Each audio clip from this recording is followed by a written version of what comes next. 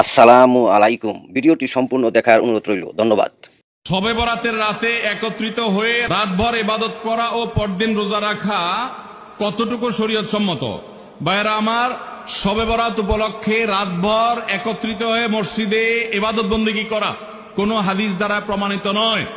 এবং দিনের বেলা যে রোজা, এই রোজা শবে বরাত উপলক্ষে না, এটা হলো শাবান উপলক্ষে রোজা। এই রোজা হলো আইয়াম বীজ উপলক্ষে রোজা। নবী করিম সাল্লাল্লাহু আলাইহি ওয়াসাল্লাম শাবান মাসে এমনি বেশি বেশি নফল রোজা রাখতেন, সেই হিসাবে আপনিও রাখবেন। আবার আইয়াম বীজ 13, 14, 15 রোজা রাখতেন, সেই হিসাবে রাখবেন। আপনি আল্লাহর ক্ষমা, এই রাতে আল্লাহ তাআলা বান্দাকে সাধারণ ক্ষমা ঘোষণা করেন, হিংসুক ছাড়া, মুশরিক ছাড়া।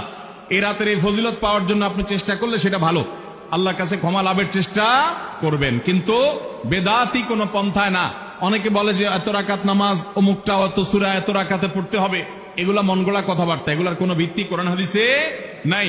আবার অনেকে মনে করে হালুয়া রুটি খাইতে হবে, আতশবাজি করতে হবে, আলোকসজ্জা করতে হবে।